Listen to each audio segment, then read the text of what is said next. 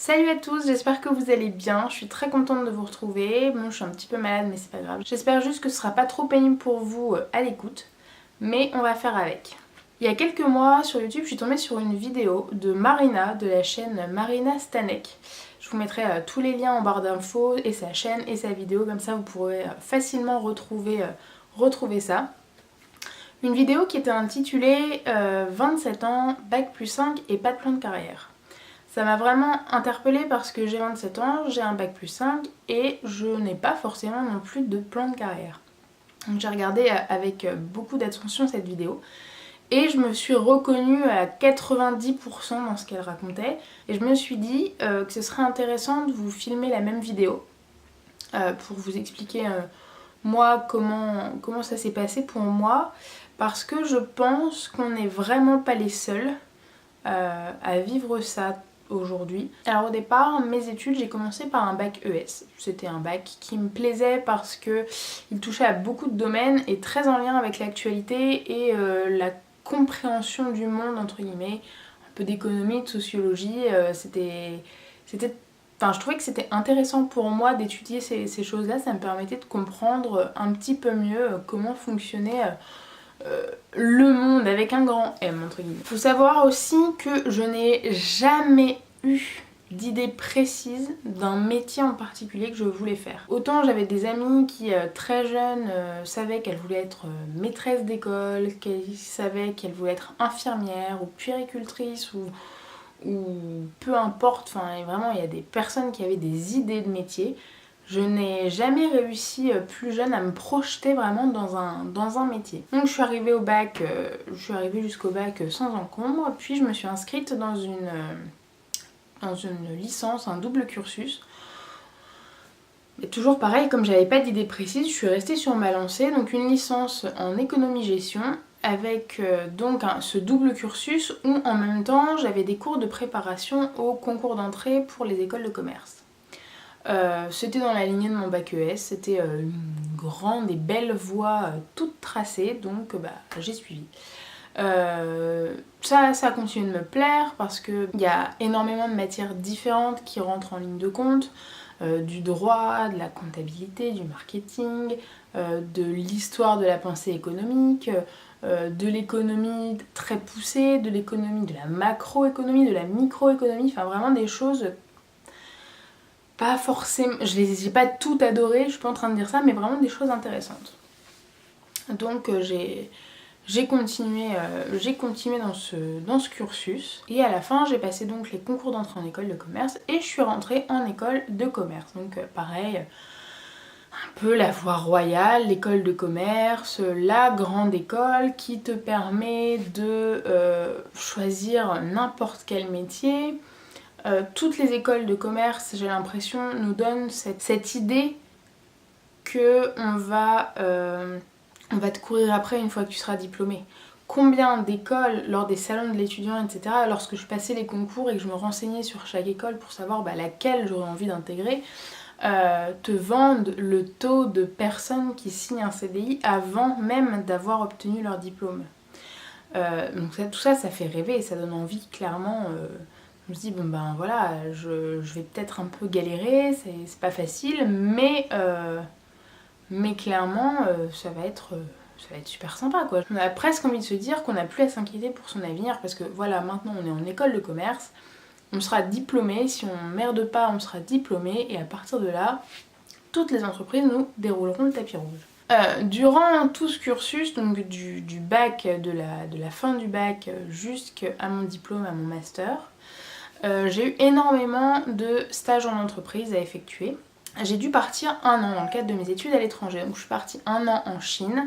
Ça s'est hyper bien passé, je regrette pas du tout, mis à part que le fait de partir en Chine ne m'a pas particulièrement amélioré mon anglais. Mais sinon j'ai vraiment adoré cette expérience et j'ai vécu des choses d'un point de vue personnel vraiment très fortes. Durant cette année à l'étranger, je savais qu'à mon retour, je devrais trouver un stage d'1 an. Il fallait pas que je me loupe entre guillemets parce que ça allait être ma première vraie grosse expérience en entreprise et je voulais pas trouver un truc au hasard qui me plairait pas forcément, qui m'intéresserait pas, ou au bout de 2 mois je me rendrais compte que ça ne me convient pas du tout et qu'il faudrait que je reparte à zéro de ma recherche. Et du coup j'ai beaucoup discuté avec mes camarades de classe et je me suis rendu compte que les ressources humaines c'est quelque chose qui me plairait énormément. J'ai donc fait pas mal de recherches là-dessus et je me suis décidée de lancer mes recherches de stage dans ce domaine-là. Et j'ai fini par trouver dans une grande entreprise de communication et de médias un stage au sein du service des ressources humaines. J'ai appris énormément de choses durant cette année puisqu'en plus c'est vraiment un domaine que je connaissais pas. Donc je partais de zéro, j'avais mon savoir-être, il me manquait plus que le savoir-faire. Donc voilà, pendant un an, j'ai vraiment appris beaucoup de choses et je me suis vraiment dit que les ressources humaines étaient quelque chose qui me plaisait beaucoup. C'était une année de césure, donc c'est-à-dire que pendant un an, je n'étais qu'en entreprise, je ne suis pas du tout retournée à l'école durant cette année-là. J'avais aucun cours, j'avais rien du tout, j'avais juste à faire à la fin un rapport de stage classique. Et l'année suivante, je repartais à l'école, alors je devais choisir, soit je terminais de manière classique mon cursus, soit je terminais en apprentissage. Enfin, en alternance apprentissage ou contrat de professionnalisation, peu importe. C'est ce que j'avais choisi de faire parce que quand, voilà, ça fait quand même quelques années qu'on fait des études, à la fin, quand on fait un an de stage complètement, on s'imagine pas du tout revenir un an sur les bancs de l'école non-stop. Ça me semblait totalement impossible. Donc j'ai choisi de le faire en alternance, sachant que ça me permettait d'engranger une année supplémentaire d'expérience professionnelle et que ce serait vraiment un super atout pour moi au moment où je serai diplômée et où je chercherai un emploi. Voilà, j'aurais déjà 2 ans d'expérience dans le domaine des ressources humaines, c'est vraiment hyper intéressant quand on se met à chercher un emploi. Donc j'ai recherché un contrat d'apprentissage que j'ai trouvé également. Et là je me suis spécialisée un petit peu plus dans le domaine des ressources humaines sur la formation des salariés au sein de l'entreprise. Donc ça me plaisait énormément, je me suis vraiment éclatée pendant un an.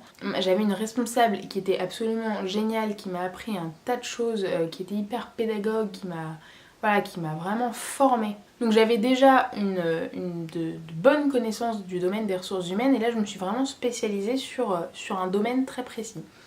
Et je me suis éclatée pendant un an. Franchement c'était super chouette. Et forcément mon contrat est arrivé à échéance puisque j'avais fini mon année scolaire, donc j'ai passé mes partiels, j'ai été diplômée.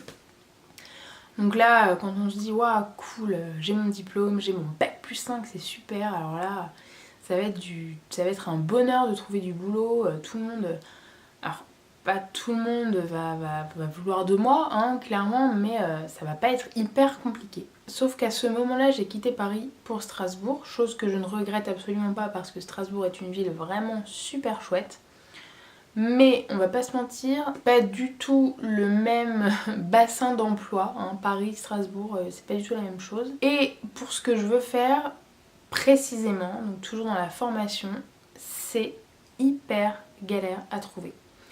Parce que, pour que vous compreniez, c'est quand même un poste qui est extrêmement intéressant mais qui n'existe pas dans les TPE, les PME. Il faut déjà des grandes entreprises pour qu'il y ait un poste dédié à la formation. Et trouver ce genre de poste, c'est hyper compliqué.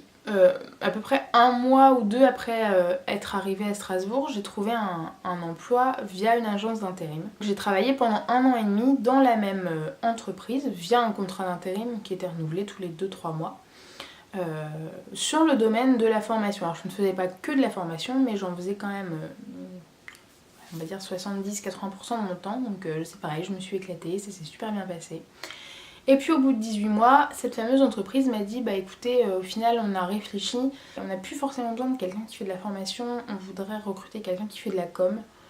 Donc on ne transformera pas votre contrat d'intérim en CDI. Chose qui m'avait fait un petit peu miroiter depuis le début où j'étais rentrée dans l'entreprise. Donc je me suis retrouvée au bout d'1 an et demi à Strasbourg et au chômage. Donc au départ, je ne me suis pas du tout démontée, je me suis dit mais c'est pas grave, voilà, tant pis. Alors j'étais clairement dégoûtée de la manière dont ça s'est passé. Mais voilà, je suis pas du genre à me laisser abattre, donc c'est pas grave, je vais être un petit peu au chômage et puis je vais vite rebondir, je vais vite retrouver quelque chose, etc. Surtout qu'à l'époque j'avais pas encore mon permis de conduire, donc je me suis dit que c'était une super opportunité d'avoir un peu de temps devant moi pour le passer un petit peu rapidement. Et puis dès que je l'avais, ça me permettrait aussi d'élargir ma zone de recherche d'emploi. Donc au début de cette période de chômage, j'allais au code, je prenais les leçons de conduite et en même temps je regardais un petit peu les offres qui passaient à droite à gauche, sachant que j'étais pas extrêmement pressée parce que ça aurait été plus un handicap pour moi de trouver tout de suite du boulot, sachant que j'avais commencé à planifier des leçons de conduite et compagnie. Mais en me disant, voilà, quand même, s'il y a quelque chose hyper intéressant qui passe et qui se propose, évidemment, je postule et tant pis, c'est pas grave, je privilégie quand même la recherche d'emploi. Mais voilà, il y avait jamais rien j'ai dû postuler à quelques offres, 3-4 offres qui me semblaient intéressantes et c'est tout. Et en parallèle, j'ai essayé de faire un petit point sur moi-même, sur ma carrière, entre guillemets, ce que j'avais vraiment envie de faire. Parce que quand on commence à chercher et qu'on voit que les offres ne correspondent pas à ce qu'on veut faire, on essaye de trouver exactement un intitulé peut-être précis pour mieux cibler les offres qu'on recherche. On essaye de faire les plus et les moins de chaque offre et du coup ça m'a amené à réfléchir et à me dire qu'est-ce que t'aimes pas. Et en fait je suis arrivée à la conclusion que certes ce métier dans les ressources humaines je l'aime beaucoup, ça me plaît, ça m'intéresse, ça me nourrit entre guillemets intellectuellement, j'apprends des choses, je gère des budgets, je parle avec des gens, je rencontre des personnes, j'apprends aussi des nouvelles techniques de toutes choses en fonction du domaine dans lequel travaille votre entreprise, vous apprenez un tas de choses. Mais clairement, c'est pas une passion. Je me suis pas levée un matin en me disant waouh, mais c'est génial les ressources humaines, je vais faire ma carrière là-dedans. Ça a été assez bizarre de me faire cette réflexion parce que jusqu'à présent, j'avais complètement été conditionnée par les études que j'ai faites. On m'avait toujours dit oui, tu vas faire ce type de formation, ce type de stage, et puis à la fin tu auras tel autre type de poste, tu seras payé entre telle et telle fourchette de salaire, tu signeras même peut-être ton CDI avant d'être diplômé, ça va être génial, tu vas faire une carrière de dingue, tu finiras dans un grand groupe international, peut-être même à l'étranger, et voilà. Et là je me rends compte qu'au final c'est pas forcément ce qui va m'arriver. Et c'est pas non plus forcément ce dont j'ai particulièrement envie.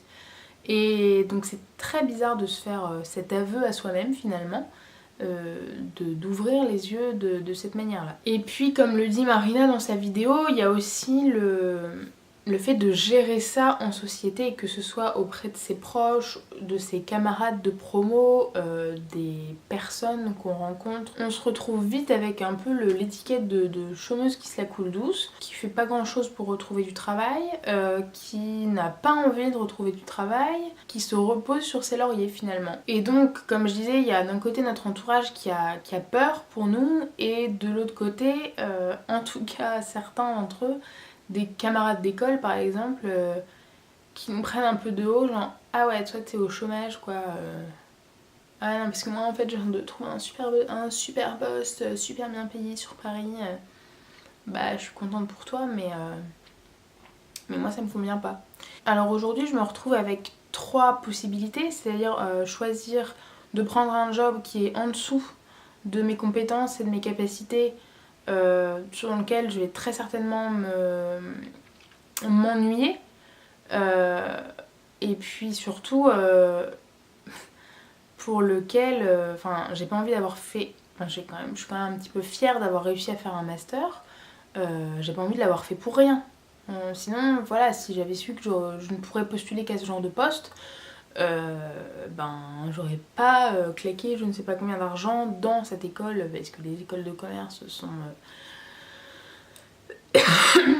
pour la grande majorité privées, donc payantes. Voilà, j'ai pas fait ces études là pour rien, donc non franchement moi ça me ferait chier clairement de devoir accepter ce type de poste. Après, c'est attendre le poste parfait au moment parfait dans la boîte parfaite. C'est quelque chose qui n'arrivera pas avant 10 ans peut-être. Et troisième opportunité, c'est de mettre à profit cette période de chômage pour réfléchir, pour continuer de réfléchir à ce que je veux faire exactement, à me faire finalement un plan de carrière, me dire bon bah voilà, est-ce que tu as envie de monter ton entreprise, est-ce que je sais que depuis très longtemps j'ai cette envie de monter ma boîte. Le problème c'est que je ne sais pas forcément dans quoi. C'est pas, voilà, j'ai pas peur de le faire, je serais prête à me lancer, mais je sais pas forcément dans quoi je veux le faire exactement. J'ai plein d'idées qui fusent. Monter une boîte avec toutes ces idées de concept, c'est juste pas possible.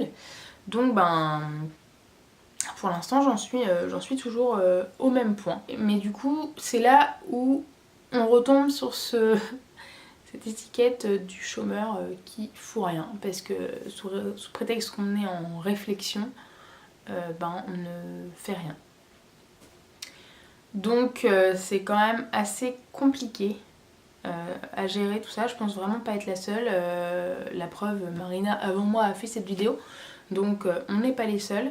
Je pense qu'on est beaucoup. J'aimerais bien, si ça vous est arrivé, avoir vos retours également à ce sujet. À côté de ça, je pense qu'aujourd'hui les entreprises ont des attentes complètement déconnectées de la réalité. C'est-à-dire qu'il leur faut...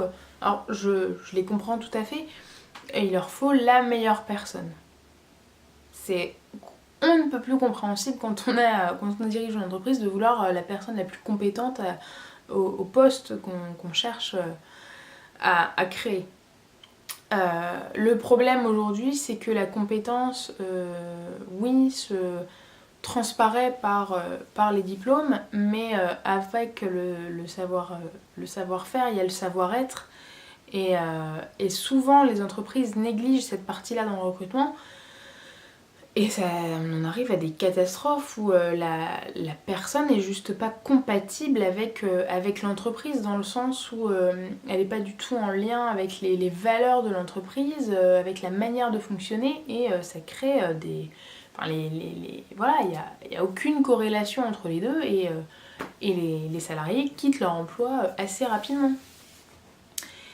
Et puis je pense aussi qu'il y a quelque chose qui est relativement mal fait en France, c'est la réflexion au moment de l'orientation. Je me souviens qu'en 3ème, j'avais de très bonnes notes en SVT, parce que voilà, j'adorais la prof et j'avais qu'à l'écouter pour engranger tout ce qu'elle disait. Et donc on m'a incité à faire surtout pas un bac général, mais à faire un bac STL, sciences et techniques du laboratoire. Je sais pas du tout si ça existe encore. Pour voilà, mettre à profit mes capacités en biologie. Sauf que on a mis en avant le cursus, mais on n'a pas du tout mis en avant la finalité. Et qu'est-ce que j'allais faire une fois que j'aurais ce bac? Est-ce que si ça me plaisait pas trop, je pourrais quand même rebondir sur autre chose? J'en avais aucune idée, donc j'ai préféré faire un bac général qui ouvre quand même plus de portes. Et puis si j'avais voulu retomber là-dedans, j'aurais fait une autre formation par la suite et qui m'aurait permis de poursuivre dans cette filière. Et je trouve que c'est vraiment compliqué de s'orienter, de choisir, d'avoir les bonnes infos au bon moment. Et aujourd'hui, je sais que si c'était à refaire, même si je regrette, aujourd'hui je regrette pas ce que j'ai fait, mais si c'était à refaire, je referais pas du tout de la même manière. Et c'est là, je pense, qu'il y a un moyen de progresser, c'est de mieux amener les étudiants, les jeunes, collège, lycée et au-dessus, mieux s'orienter, leur faire découvrir plus de métiers, plus de manières d'arriver différemment à certains métiers. Ce qui est très frustrant dans cette situation, c'est que, encore une fois, comme le dit Marina, on se dit qu'on a mis toutes les chances de notre côté, on a fait des super stages dans des boîtes qui en jettent sur un CV. On s'est impliqué dans nos études, on a été assidus en cours et on laisse pas leur chance aux gens, on ne les juge que sur leur diplôme. Et au final, un diplôme, pour moi, ça veut pas dire grand chose. Ça veut dire que oui, vous avez suivi des enseignements. Je veux dire, il y a des médecins qui ont leur diplôme et qui sont nuls.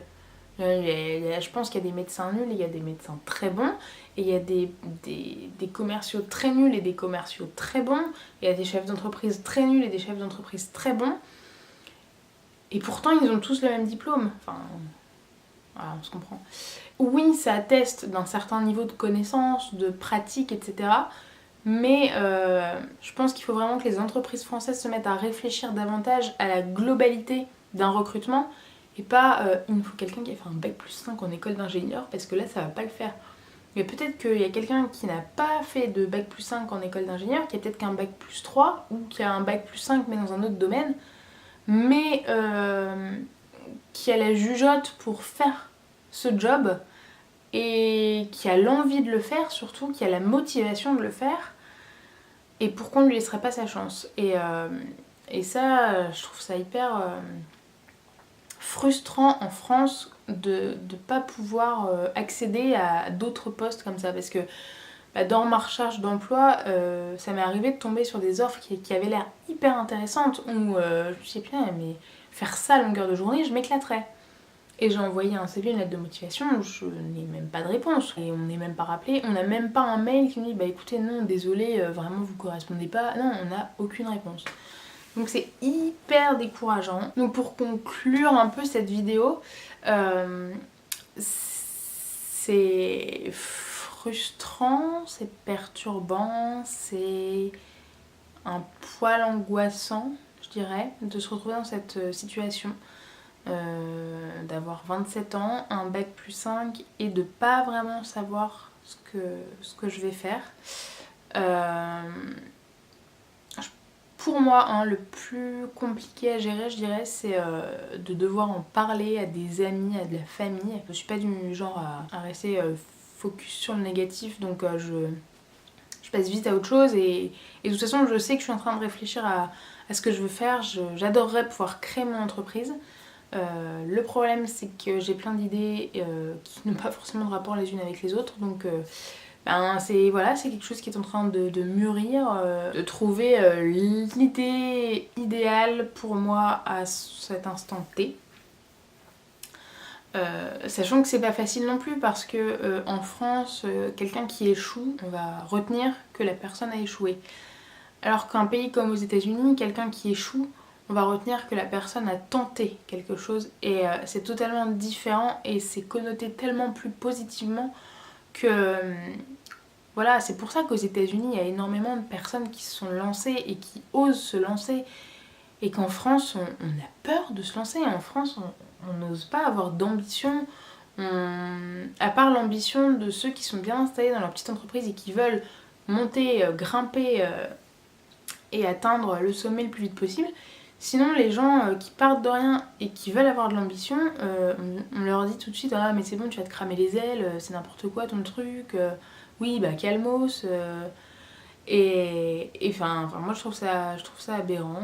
Je suis pas en train de faire l'apologie des États-Unis, loin de là, ils ont aussi énormément de points négatifs, en tout cas sur la vision du travail. J'aime beaucoup la manière dont ils réfléchissent. Voilà, c'est tout pour moi. J'aimerais vraiment que vous me disiez si vous avez vécu la même chose que moi et que Marina. N'hésitez pas non plus à aller voir sa vidéo à elle. Si vous avez vos expériences à me raconter, ça serait vraiment hyper intéressant. Je serais vraiment ravie de les lire et pour essayer peut-être aussi de comprendre un peu mieux le sujet. J'espère que cette vidéo vous a plu, n'hésitez pas à la liker et à la partager et à vous abonner si ça vous plaît tout simplement. Et je vous dis à très bientôt pour une prochaine vidéo.